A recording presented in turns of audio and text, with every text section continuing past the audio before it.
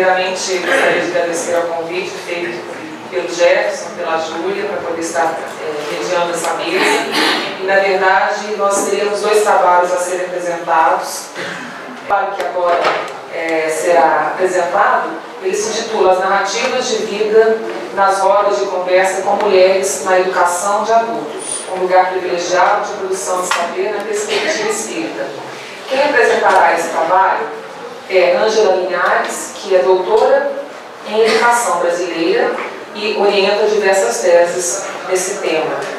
Aldenora Guedes, que é juíza do trabalho e especialista em direitos humanos. E Eduardo Martins Barbosa, que é engenheiro agrônomo do INCRA do Ceará, trabalhando com reforma agrária e desenvolvimento rural sustentável e solidário. Então, é um prazer que a gente veio do Ceará para cá apresentar nosso trabalho. Nós somos um pequeno centro espírita na Colab Girassóis, na periferia de Fortaleza, e a nossa intenção no centro é aliar o trabalho nosso, né, de médicos, de educadores, com também sendo pesquisadores. Certo? Esse é o nosso desafio de tentar exercer essas diversas funções simultaneamente num pequeno centro espírita, e a metodologia nossa de trabalho, né, centrada nas nossas rodas de conversa, né, e uma comunidade ampliada de pesquisa, que é essa ideia de que os próprios pesquisadores sejam os sujeitos que estão trabalhando no centro, se tornem pesquisadores também, utilizando essa ferramenta para melhorar o trabalho, para aprimorar o trabalho. Então, esse metodologia que nós fazemos, trabalhando com mulheres, com jovens, crianças, nesse local. E para a gente, nesse momento, é importante como que é esse trabalho social no centro, né, a parte educativa, né, a educação espírita, ela seja exercitada de uma forma transformadora da realidade. Então nós temos uma forte inserção, nós como profissionais também engajados na transformação do mundo hoje aqui e agora. E como que o Espiritismo pode nos ajudar a trazer dimensões do nosso espaço de trabalho, né, essa reflexão lá no Centro Espírita nos ajuda também no trabalho que nós fazemos com os profissionais nas nossas áreas, né? E o centro é o espaço para a gente fazer a espiritualidade como uma dimensão do desenvolvimento, da educação, e que essa dimensão é difícil de ser trabalhada, porque ela não está no dia a dia das nossas profissões como uma questão posta para o trabalho. Então, lá é o espaço que a gente tem, né, nos domingos à noite, a gente fazer a reflexão do que foi a semana de trabalho no centro, né, e também sempre nos relacionamentos com o que nós fizemos na nossa vida prática durante a semana, tentando levar esses dois momentos, né, se unirem para que nós possamos avançar na reflexão e trazer todo o instrumental da pesquisa para esse campo empírico. Então, essa ligação também dos estudos da época de Kardec, os textos básicos, e também os contemporâneos, né? Nós fazemos esses estudos contemporâneos de Kardec para entendermos os processos que foram vividos naquela época e relacioná-los com os autores da atualidade. Então, mais ou menos, esse é o trabalho que a gente faz, que eu vou tentar apresentar um pouco aqui. Interessante essa ideia de que as produções em educação brasileira há um certo tempo, a própria Madalena Freire, a filha do Paulo Freire, né, que nós devemos conhecer, ela tem falado que assim como os operários deveriam tomar os meios de produção, os meios de produção que um educador toma é se informar da teoria que informa a sua prática, se apropriar da teoria que informa a sua prática, para que ele não seja um carefeiro sem maior aprofundamento, sem maior consequência, e para que ele possa perceber que a produção de saber ela está em movimento, ela deve continuar a partir de uma leitura sistemática e vigilante da prática. Então, essa ideia de produzir saber sobre o que se faz é uma ideia muito cara hoje na educação, não é? O bom professor é considerado um pesquisador. O que se coloca é perguntas de pesquisa na sua prática. Se a gente tem um estabelecimento educacional, que é o Centro Espírita, por que a gente não coloca cotidianamente problemas de pesquisa na nossa prática educativa? Não é? Então, a gente queria mostrar que, pela experiência que a gente teve, assim, uns 7 anos elaborando uma proposta e montando praticamente em toda a Fortaleza, isso antes do solar, com uma proposta que fazia o diálogo do mundo de vida com a reflexão da doutrina na prática evangelizadora e da educação dos centros.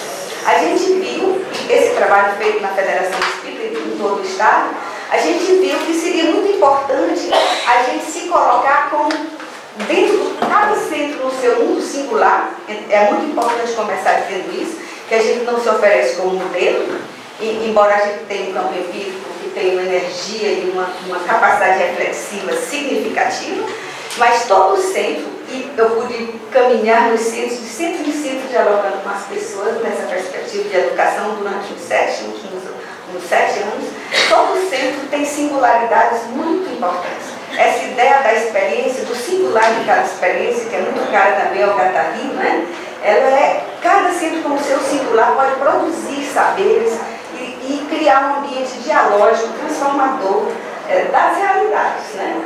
Sendo sempre, é muito importante para nós que o diálogo com a perspectiva espírita seja um diálogo encarnado, como a gente diz, um diálogo que tenha uma força de transformação concreta. Isso é uma preocupação muito grande.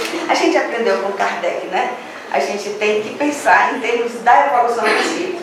E a gente pode começar pelo fim, para quebrar um pouco os protocolos de pesquisa, dizendo que uma preocupação fundamental e um dos achados, que é uma coisa óbvia, mas que era o movimento de construção de uma epistemologia espírita, de uma forma de produzir conhecimento, a simplificar, nos centros, ele tem nos mostrado como seria importante a gente se situar como ser espiritual, dialogando com as múltiplas dimensões da pessoa, ou do sujeito que aprende. A gente está fazendo isso também na universidade, depois a gente vai dizer. Então, será muito importante a gente se situar como se fosse um ponto de Arquimedes, que é se considerar como ser espiritual. Na verdade, as produções em saúde, educação, psicologia social estão sendo quase unânimes em dizer, a partir dessa ideia de que há que se discutir os paradigmas emergentes hoje, né, que são as referências que fundam a ciência de um tempo, a gente precisa certamente reconceitualizar o sujeito da educação. E por que não pensar em reconceitualizar o sujeito da educação, tanto o professor como o educando, tanto o educador como o educando, como o sujeito que é um ser espiritual? Essa foi uma das conclusões da pesquisa. O sujeito da educação como ser espiritual. Na linha de trabalho que a gente tem na Universidade Federal, que é arte, que a gente também trabalha com arte, artes, educação ambiental, que nós trabalhamos, juventudes e espiritualidade. A gente já tem disciplina na graduação e na pós, uma produção de pesquisa significativa. Na medicina, a nossa primeira orientanda, que é a Eliane Oliveira, a doutora Eliane Oliveira, ela vinha apresentar trabalho, mas não deu tempo de concluir para concorrer. Ela também já coloca uma experiência lá, uma disciplina na graduação de espiritualidade e medicina, e a gente faz uma articulação de saúde e educação também muito interessante. Mas isso a gente sempre diz a militância. A gente diz, a gente está militando. Então, o que a gente vai apresentar aqui é basicamente isso, a tentativa de uma reconceitualização do sujeito da educação. Mostrar um dos caminhos que a gente está fazendo isso em universidade, fora dela, nos ambientes sociais, que é a ideia de que a experiência espiritual é uma experiência de formação e é uma experiência transformadora. Isso está sendo um caminho teórico, um caminho que a gente está usando na universidade e no centro para mostrar a experiência espiritual como uma experiência significativa de transformação das pessoas, né? E quando ela é informada pelo pensamento espírita, essa é a nossa praia, né? Então, a gente vem dos movimentos sociais, nossa linha de pesquisa é movimentos sociais, educação popular e escola, e a gente quis que essa pesquisa, que é uma pesquisa registrada no CNPq, passou no departamento, vive toda a burocracia de uma universidade grande como a UFC, mas a gente quis que ela acontecesse no centro espírita, nesse pequeno lugar da periferia, que faz uma vigilante e amorosa leitura de sua prática. Então, a experiência espiritual como experiência de transformação, que é uma experiência de formação das pessoas, né? E também de transformação, para transformar as situações de injustiça social, as situações que a gente qualifica como situações de desamor nesse trabalho. A gente pega essa observação da Clarice Pinkley, a gente tem esse artigo, por exemplo, já está escrito em 50 e tantas, a gente tem muitos artigos, muita produção diária, de pesquisa. Então, a gente diz, aproveita um pouco André Luiz, a gente não se deteve porque eram poucas páginas, mas no mundo maior aparece uma ideia de psique, que vocês devem ver ali, não é? Que é o inconsciente, o consciente e o superconsciente. E ele fala muito em processos de pensamento que vão se impor a gente como uma casca, que cria como se fosse uma segunda pele. E esses processos de pensamento, eles podem ser transformados. Muito bonita a articulação que o André Luiz faz do inconsciente, do consciente e do superconsciente. Aqui nesse artigo a gente só coloca isso. Também a gente diz que o problema do predador, na reflexão sobre masculino e feminino, Bourdieu também fala que se instaura nas mulheres e nos homens uma espécie de programa de percepção. Então a gente pega e dialoga, pega esses autores e vai mostrar como o pensamento espírita traz também coisas muito importantes, porque ele vai mostrar que não é só um programa de percepção, são processos de pensamento. Aí vamos mais na frente, pode passar.